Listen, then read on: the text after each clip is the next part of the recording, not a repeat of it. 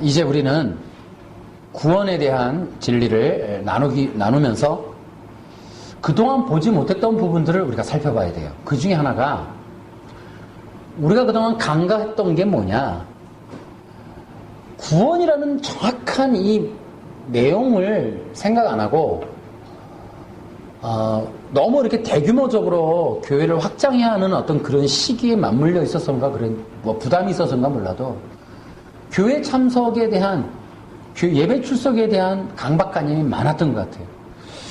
그러다 보니까 우리가 성경 속에 있는 귀한 진리 중에 뭘 놓쳤냐면 성도가 누구냐, 진짜 성도가 누구냐 하는 거와 진짜 성도는 어떤 삶을 살고 있는가, 또 살게 될 것인가 하는 이 두 가지의 방향을 우리가 많이 생각을 못했던 부분이 있어요. 먼저는 우리가 기독교인들은 누구냐 하는 거를 생각해 보자니까. 교회 출석, 또 뭐 무슨 봉사, 주일 성수, 헌금 많이 내고 이런 개념으로 뭉뚱그렸던 부분 말고 이제는 성경이 말하는 기독교인, 성도, 택함 받은 자, 이런 자들이 누구냐 하는 거예요. 첫 번째로 기독교인들은 누구냐? 바로 구원받은 자다. 이것이 되게 중요하다는 거예요. 기독교인이 되기 위해서는 먼저는 구원받아야 돼. 이게 절대적인 조건이에요. 그러니까 기독교인 그러면 뭐 받은 사람? 구원받은 사람. 우리가 이런 진리의 측면에서 좀 하나씩 정리를 좀 잘 해야 될 것 같아요. 다시요. 교인은 누구다? 구원받은 사람이 교인이다. 그럼 우리는 구원을 세 가지로 보는 거죠. 죄와 사망의 권세에서 죄의 종로로 타다가 또 사탄의 권세 아래에서 종로로 타다가 구원받는 것. 또한 영원한 지옥의 고통, 지옥의 불, 여기서부터 구원받은 것. 또 하나는 고통과 저주와 형벌의 이 인생을 살아야만 하는 운명에서 복받는 인생으로 구원받는 것. 이렇게 이 성도라고 하는 개념은 아주 중요하게 이 구원받았다. 그래서 이 구원의 개념을 항상 명심해야 돼. 그러면 예수 믿지 않는 자들과 예수 믿는 자들은 어떤 특징이 있을까? 자, 우리가 이제 이 첫째는 구원받은 것이 기독교인이다라는 거와 아울러서 우리는 이제 성도들은 영적인 정체성이 변화되었다. 이것을 기억해야 돼요. 첫째는 구원받은 존재들이 성도들이다. 또 하나는 신분이 바뀌었다. 이제 그런 내용을 중에 어떤 것들이 바뀌었느냐? 첫째는 성도는 누구냐? 새 언약의 백성이다. 이것은 너무너무 중요해요. 예레미야서 31장 33절서부터 내가 이스라엘 집과 맺을 언약을 이루리 곧 내가 나의 법을 그들의 속에 두며 그들의 마음에 기록하여 나는 그들의 하나님이 되고 그들은 내 백성이 될 것이다. 여러분, 기독교인은 크리스찬은 하나님의 백성이 되는 거예요. 소속과 신분이 완전히 바뀌는데 바로 신약에 와서는 이제 우리 모두는 누구냐? 이스라엘의 그런 어떤 언약에 의한 그런 게 아니라 우리는 예수님의 피로 맺은 새 언약 백성이다. 그러니까 예수님 나라에, 예수님 왕국에 예수님을 왕으로 모시고 예수님을 섬기는 예수님 나라의 백성들, 그게 성도들이에요. 이게 아주 중요하다. 두 번째로는 성도는 누구냐? 물과 성령으로 거듭난 자들이다. 정말 이 진리를 빼놓고는 기독교인을 정리할 수가 없어요. 이런 부분들이 너무 중요한 거예요. 우리가 지금 계속해서 얘기하고 있는 중요한 핵심이 뭐예요? 한번 구원이 영원하냐? 취소되냐? 또 얘기하지만 취소되는 사람들 입장에서는 또 일리가 있는 면이 있다 그랬잖아요. 그 사람들 주장은 교회 열심히 다니다가 장로인데 권사님인데 타락한다 이 말이야. 죄를 짓는다 이 말이야. 아니 이런 사람들이 어떻게 예수님은 교회 다닌다고 해서 다 천국 가냐? 일리가 있는 면이 있어요.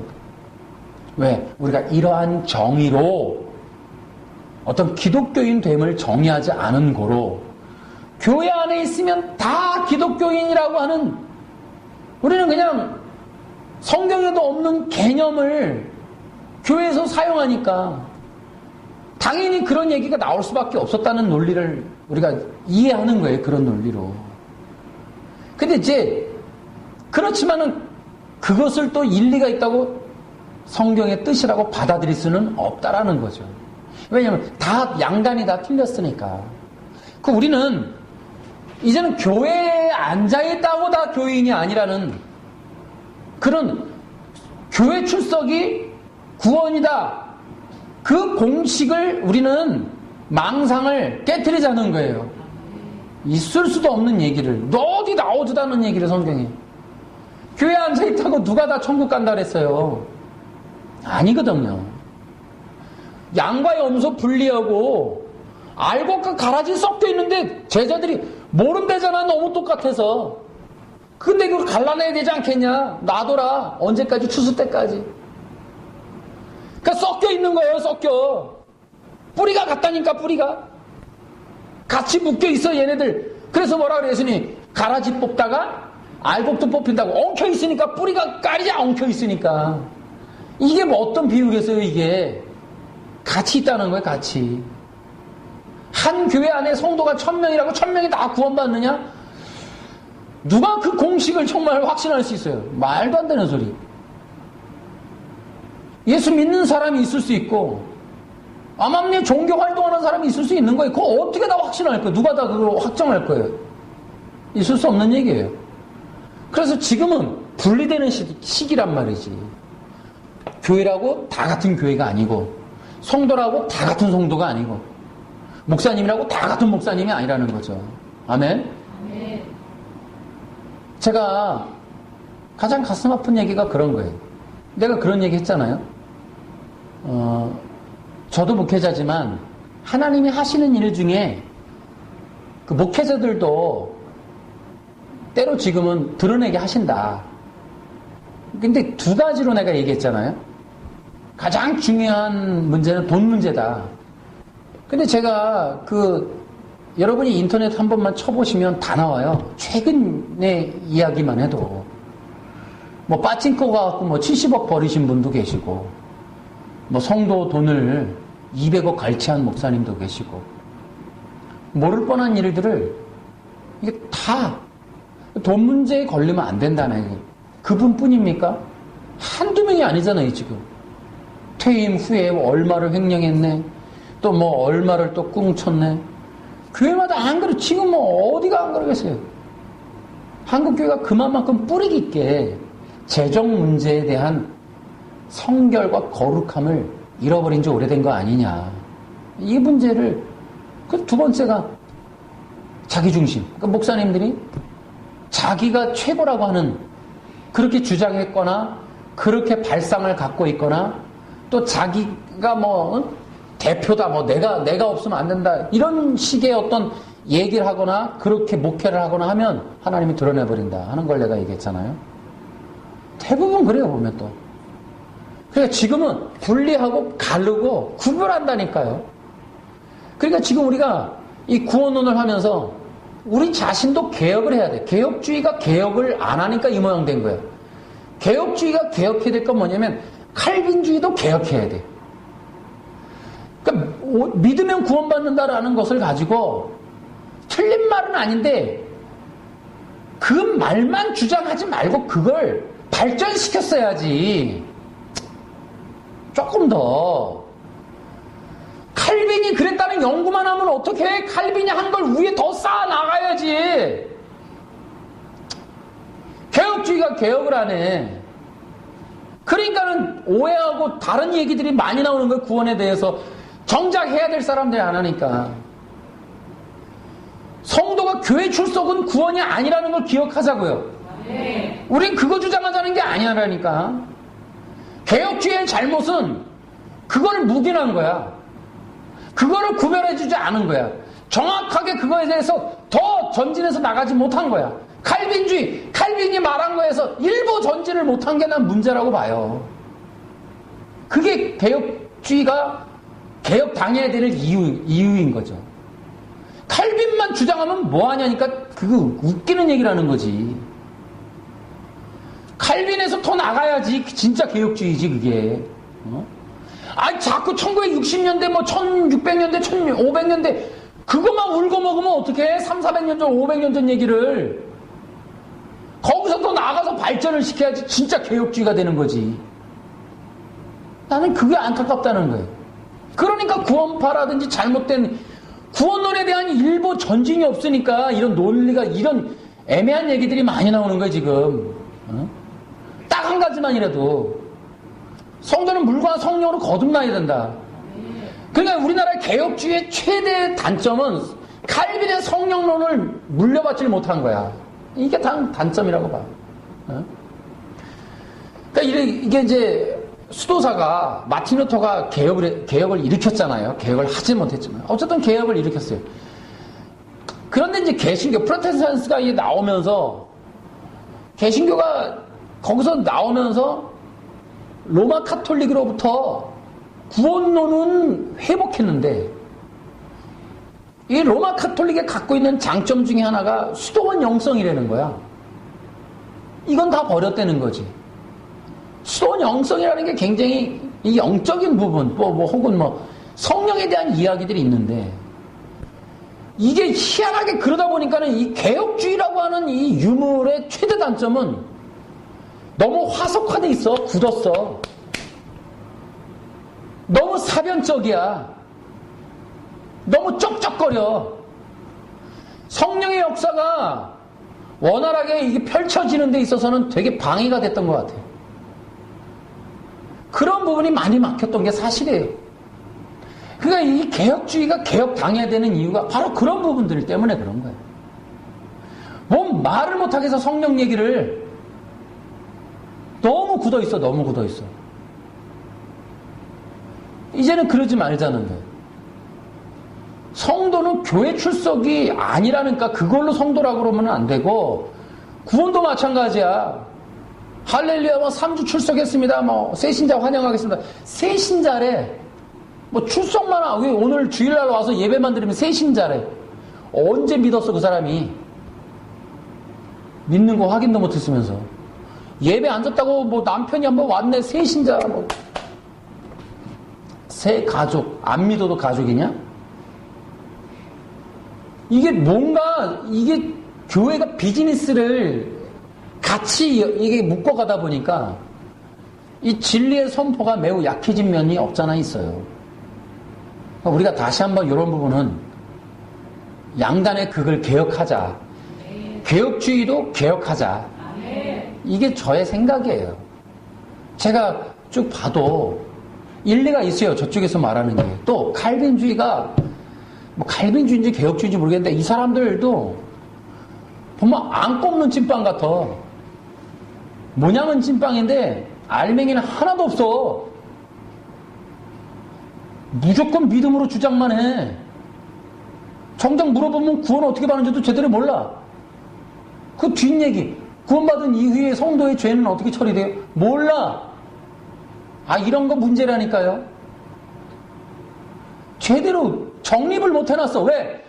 성령님을 빼버리니까 답을 못 찾는 거야, 답을. 물과 성령으로 거듭나야 성도다. 거듭난 성도들은 성령님에 의해서 인도함 받는다. 이런 얘기를 개혁주의가 당당하게 못한다니까. 막 원활하게 못한다니까. 불길같이 말을 못해. 성령님에 대해서 굉장히 이게 대면 하신가 봐. 그분들은 성령님하고 뭔가 이렇게 관계성이 그다지 좋은 것 같지가 않아. 지금 시대적으로 제가 한 15년 전에 들은 그 감동 어린 그 문장이 뭐냐면 성령님과의 친밀함이었어요. 한 15년 돼요.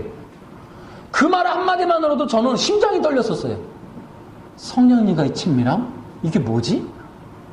성령님과의 친밀함이라니? 와, 너무 궁금하더라고. 그 다음에 성령의 기름 부음을 받으라. 와, 그 말 때문에 다른 것 눈에 들어오지도 않는 거야. 이게 뭐지? 그러니까 신학교를 졸업을 해도 제일 모르는 게 성령님이더라고. 내가 목회를 하려고 해도 제일 모르는 부분이 성령님이더라고. 나름 장로교 목사, 개혁주의, 칼빈주의. 말은 화려한 것 같은데 안고가 없어. 찐빵에 생명력이 없다고. 성령님을 모르니까 목회의 생명력이 없어. 말씀의 생명력이 없더라고.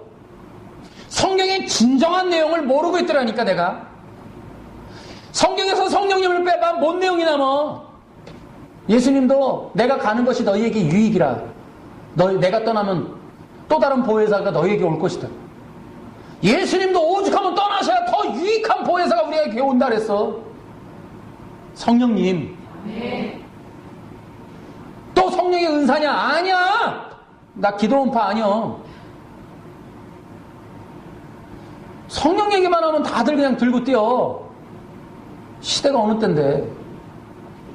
그러니까는 진리가 일보 전진을 못해. 일보 전진을 막혀갖고서니 뭐 신학자들도 하나같이 다 그래. 뭐 아직도 오순절 뭐 은사는 중지됐다 뭐 이런 얘기 또 하려고 그러지. 또 정신 차려. 무슨 골동품이야? 아직도 성령의 은사 중지론자들이 아직도 있어. 무슨 벌레같이. 장난해?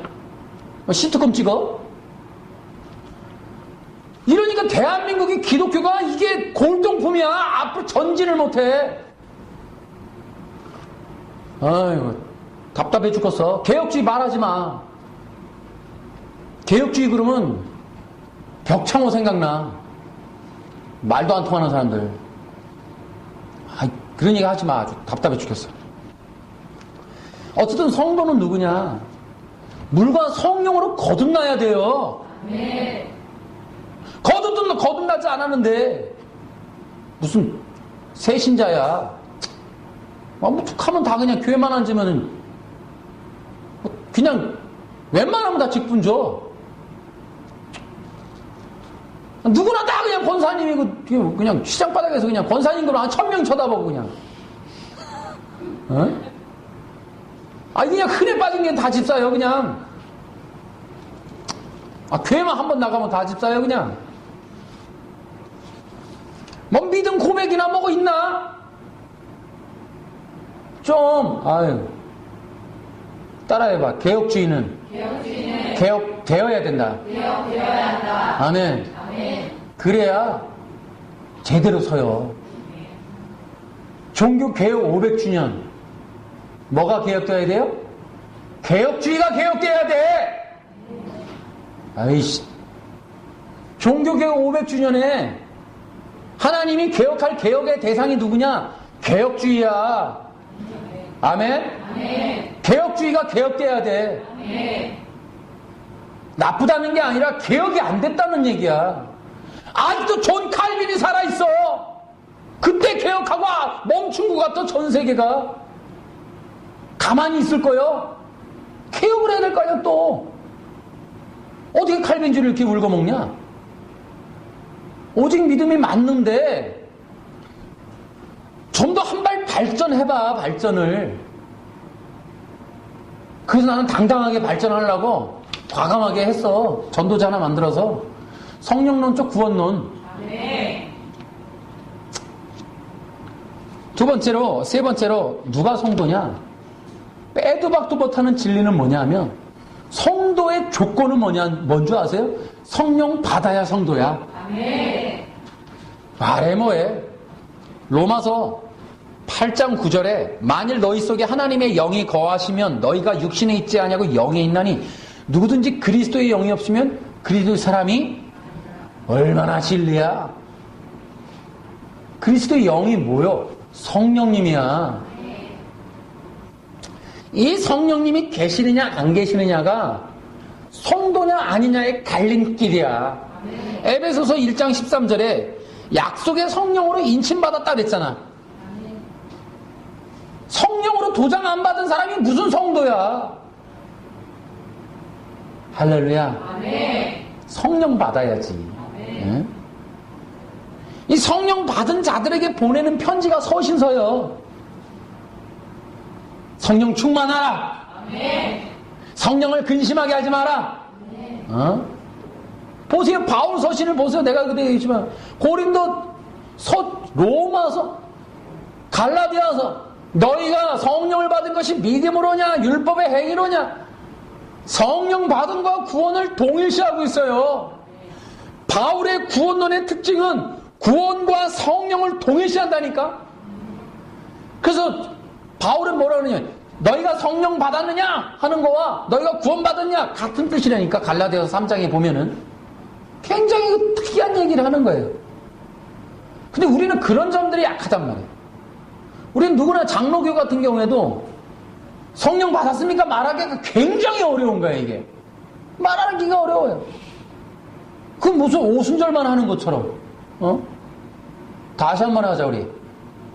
종교개혁 500주년에 하나님이 개혁하시고자 하는 개혁의 대상이 뭔지 아세요? 개혁주의야. 개혁의 대상은 개혁주의야. 다시 해봅시다. 개혁주의는 개혁되어야 된다. 시작. 개혁주의는 개혁되어야 한다. 아멘. 아멘. 이거 답답한 문제예요. 성도는 또 누구냐? 한 걸음 더 나가면은 더 심각한 얘기가 나와요. 갈라디아서 3장 27절에 누구든지 그리스도와 합하기 위하여 세례를 받은 자는 그리스도를 옷 입었다. 와우.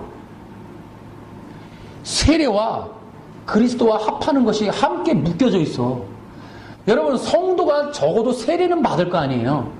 그러면 세례 받은 자는 세례 받은 영적인 의미가 뭐예요? 그리스도와 합하는 거야. 따라해봐. 성도란 그리스도와 합한 자야. 할렐루야. 그래 이제 막 살아도 된다? 그건 당신이 불신자라는 증거야. 그만큼 그런 얘기를 한다는 건 당신들이 난 예수님 안 믿어요 하라는 뜻이야. 나 이제 예수 믿었으니까 막 살게요. 네, 막 사세요. 당신은 불신자니까. 그 똑같은 얘기예요. 절대 성경에는 예수 믿었으니까 이제 막 산다는 얘기가 있다 없다? 있을 수가 없어요. 어떻게 막 살아요? 예수님과 합했는데, 예수님과 연합을 했는데. 아이고, 참 답답할 노릇이에요. 그러니까 예수 교회 다니는 사람들이 단지 11시 예배 한 번만 가면 의무 다 하는 줄 알아. 목사님하고 눈 마주치면 한 번 내 눈도장 찍었거니. 그런 걸 떠나서, 교회 생활을 떠나서, 11시 예배를 떠나서 내가 그리스도와 늘 함께 사느냐 안 사느냐가 성도냐 아니냐의 갈림길이라니까. 진짜 성도는 11시 예배, 썬데이 크리스찬, 가나안 교인 다 떠나서 진짜 가나안 성도라는 말을 해도 성도잖아. 그러면 그러더라도 집에 있어도 당신은 그리스도와 합하고 있으면 진짜 성도고, 그리스도와 연합의 상태가 아니면 가나안이든 나간이든 모갈이든 무슨 성도라든 당신 가짜야. 뭐라도 말할 자격이 없어. 이해되세요? 네. 당신이 장로라도 그리스도와 연합한 자가 아니라면 그건 가짜야. 어떤 사람이라도 마찬가지야. 그리스도와 합해야지.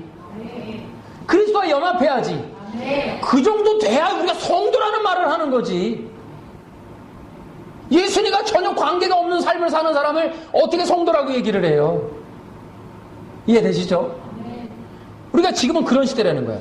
계시록 14장 4절에 가면 어린 양이 어디로 인도하든지 따라가는 자, 그들을 성도라 그런다니까.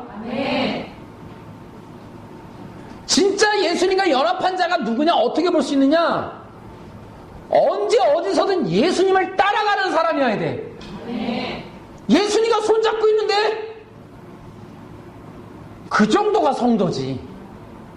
그 정도가 이제 집사 될 어느 정도의 자격이 되는 거야. 교회 나왔다고 집사가 아니라 정말 예수님을 따라서 죽을 수도 있고 살 수도 있는 사람, 그 정도가 되면 이제 집사 시작이야. 사도행전에 나오자녀. 스데반이 집사님이 아니야. 집사님이라고 그러잖아. 예수님 복음 전하다가 죽을 수도 있는 사람. 그러면 그 정도가 성경적 집사의 시작이야. 아멘. 교회 나왔다고 집사가 아니라.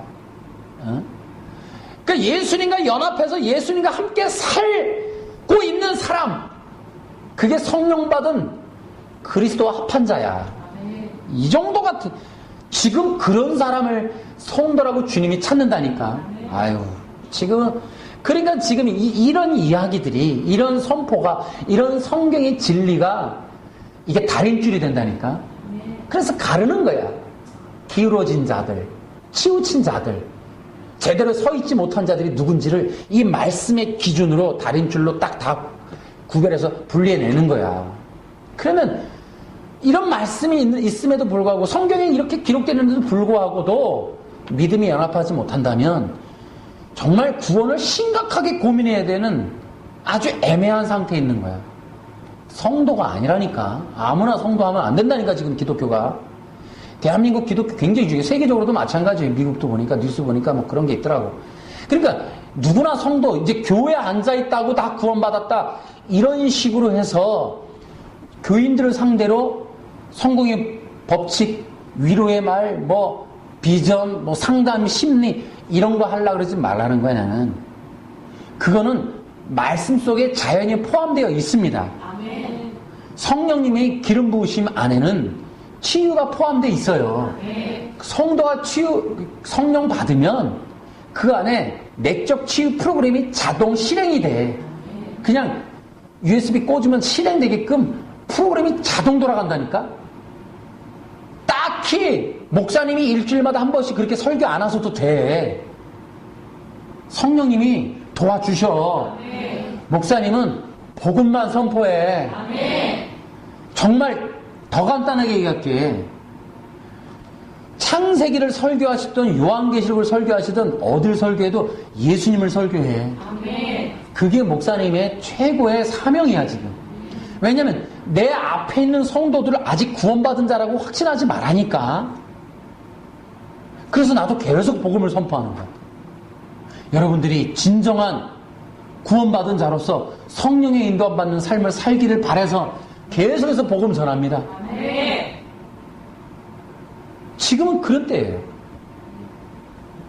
오늘날 이런 부분들이 굉장히 중요합니다. 이제 마지막으로 5번째, 누가 성도냐? 요한복음 1장 12절에 뭐라고 돼 있어요? 영접하는 자, 그분의 이름을 믿는 사람들에게는 하나님의 자녀가 되는 자격을 줬다. 따라해봐. 예수님을 믿고 구원받았다면 당신은 하나님의 자녀입니다. 하나님의 자녀입니다. 아멘. 아멘. 하나님의 자녀가 되는 것이 구원이에요. 아멘.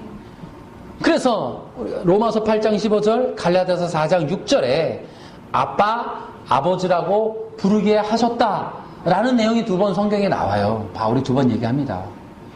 그러니까 하나님을 아빠, 아버지라고 부르며 하나님과 함께 친밀한 관계를 누리며 인격적 교제를 할 수 있는 사람, 적어도 하나님을 아버지라고 부르면서 그 아버지와의 친밀한 관계 속에 들어가는 사람, 누가복음 15장의 탕자의 비유에 나오는 것처럼 다시 주님의 품에 돌아온 그 사람, 그런 사람을 우리는 구원받은 자다, 이렇게 얘기해야 돼요.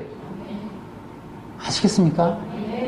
예배 참석해서 목사님의 설교 평가하고 가시는 예배 청중들을 구원받은 자라거나 교인이라고 말하지 않고 적어도 하나님 앞에 아버지라고 얘기하면서 하나님을 친밀하게 예배하고 감사하고 기도하고 영광 돌리고 또 하나님의 말씀을 듣고 하나님의 뜻을 새기고 하나님의 마음을 이해할 수 있는 그 정도로 계속 하나님과의 친밀함을 유지하는 그 사람을 우리는 오늘날 기독교인, 크리스찬이라고 말합니다. 이렇게 우리 개혁주의가 가지고 있는 인본적 어떤 애매모호한 구원론, 때로는 성도론, 개념, 이런 것들 때문에 얼마나 많은 오해가 있고 또 정말 명목상 그리스도인들이 얼마나 많이 나왔습니까? 대한민국이 자랑하는 1200만의 기독교인, 이제는 그거 자랑하지 말고 진정한 기독교인, 진정한 믿는 자, 진짜 알고 교인 만들기 위해서 정말 애를 써야 돼요.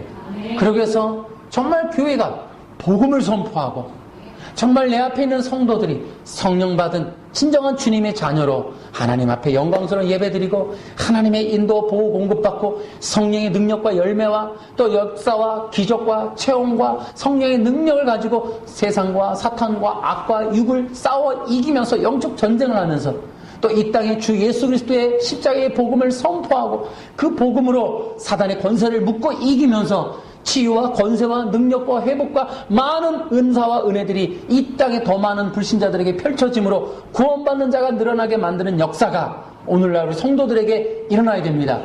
그들이 지금 1200만의 역사가 아니라 소규모일 수 있어요. 300명의 기도원 용사일 수 있습니다. 그들이 진짜 주님의 군사요 신부요 진짜 주님의 백성들 성도 기독교 크리스찬일 수 있지만 그 소수를 통해서 하나님은 더 큰 일을 이루십니다. 그래서 그렇게 진정한 기독교인으로 여겨지는 그런 자들을 부르시고 그런 자들과 하나님이 일하고 계십니다. 교회가 해야 될 일은 교회는 개혁의 대상이 되어야 됩니다. 세상의 방망이를 안 맞으려면 개혁주의는 개혁주의로 스스로 개혁돼야 됩니다.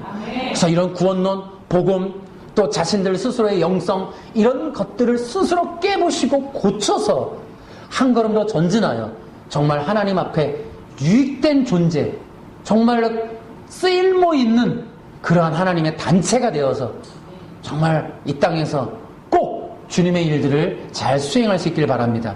이것이 우리가 지금 마지막 시대에 회복해야 될 구원론이고 또 깊이 고민해야 되고 함께 공유해야 되고 함께 마음 아파야 되는 구원론입니다. 여러분들이 함께 연합해서 기도해 주시고 이 구원론이 우리 함께 전파할 수 있도록 전파될 수 있도록 함께 이 사역에 동참합시다. 할렐루야 박수로.